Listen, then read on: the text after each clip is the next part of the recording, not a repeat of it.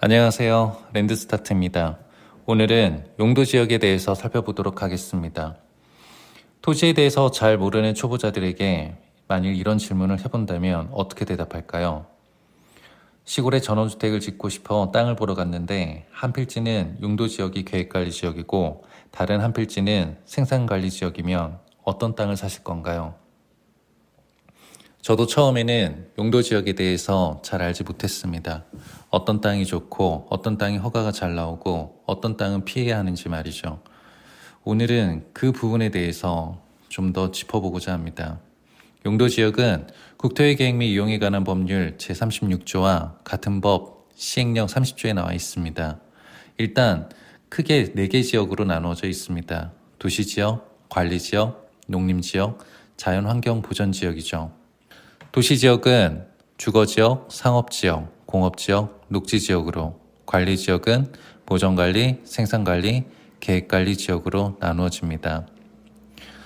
주거지역은 다시 전용주거지역, 일반주거지역, 준주거지역, 상업지역은 중심상업지역, 일반상업지역, 근린상업지역, 유통상업지역, 공업지역은 전용공업지역, 일반공업지역, 중공업지역, 녹지지역은 보전녹지, 생산녹지, 자연녹지 지역으로 나누어집니다.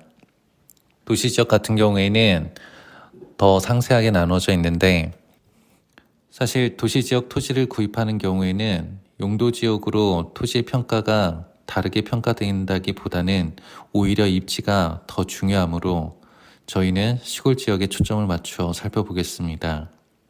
그렇다면 농촌의 가장 많은 부분을 차지하는 용도지역은 무엇일까요? 읍면 단위의 토지는 대개 관리지역이 많고 일부 농림지역이 있습니다. 농림지역은 농업인이 아니고서는 집을 지을 수 없습니다. 그만큼 살 수 있는 사람이 적어지고 토지 가격도 저렴할 수밖에 없죠. 따라서 우리가 시골에 토지를 사기 위해 갔다면 보통 계획관리지역, 보전관리지역, 생산관리지역일 확률이 거의 90% 이상입니다. 그럼 하나씩 상세하게 살펴보겠습니다. 보전관리지역, 자연환경보호, 산림보호, 수질오염 방지, 녹지공간 확보, 생산보전 등을 위하여 보전이 필요하나 주변 용도 지역과의 관계 등을 고려할 때 자연환경 보전지역으로 지정하여 관리하기가 곤란한 지역입니다. 생산관리지역, 농업, 임업, 어업 생산 등을 위하여 관리가 필요하나 주변 용도 지역과의 관계 등을 고려할 때 농림지역으로 지정하여 관리하기가 곤란한 지역.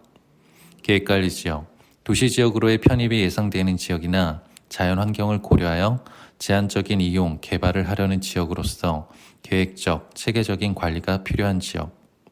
다시 처음 질문으로 돌아가서 공인중개사가 생산관리지역 토지와 계획관리지역 토지를 보여준다면 어떤 땅을 사는 게 좋을까요? 정답은 계획관리지역 토지입니다. 그렇다면 계획관리지역 토지가 좋은 이유는 무엇일까요? 첫째, 계획관리지역은 향후 도시지역으로 편입될 수 있는 지역이므로 규제가 가장 적은 토지입니다. 그 다음 생산관리지역, 그 다음이 보전관리지역 순입니다. 각 지자체 조례에 따라 조금씩 범위가 다르겠지만 계획관리지역은 건폐율 40%, 용적률 100%이며 보전관리지역과 생산관리지역은 건폐율 20%에 용적률은 60에서 80% 정도 수준으로 정해져 있습니다. 이것은 각 지자체의 도시계획 조례를 확인해보면 명확하게 알 수 있습니다. 만일 내가 100평의 토지를 사서 건물을 올린다면 계획관리지역은 바닥면적 40평까지 가능하고 보전관리, 생산관리 지역은 20평까지만 가능합니다. 그렇기 때문에 건폐율을 더 많이, 건물 바닥 면적을 더 많이 지을 수 있는 계획관리 지역이 훨씬 좋은 땅이라는 거죠. 둘째, 계획관리 지역은 제1종 근생, 제2종 근생이 가능합니다.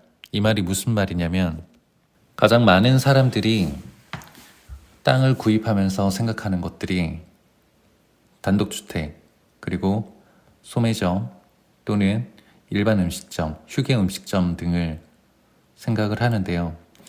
휴게 음식점은 일종 근린생활시설일 수도 있고 바닥면적 합계가 300제곱미터 미만인 경우에는 일종 근린생활시설 휴게 음식점이 들어가고요. 이종 근린생활시설은 휴게 음식점에서 바닥면적이 300제곱미터 이상일 때 제2종 근린생활시설로 포함됩니다. 그리고 일반 음식점은 제2종 근린생활시설로 들어가는 거죠.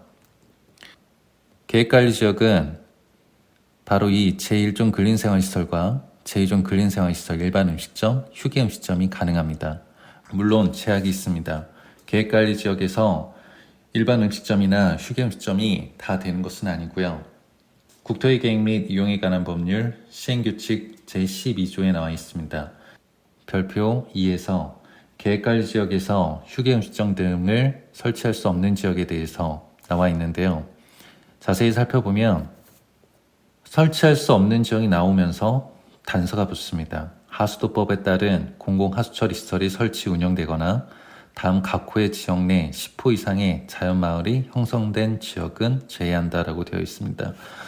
쭉 나와 있지만 이 내용들을 다 우리가 살펴보기에는 어려움이 있고 명확하게 확인할 수 있는 부분은 하수도법에 따른 공공하수처리시설이 설치 운영되어 있는지를 살펴보면 됩니다.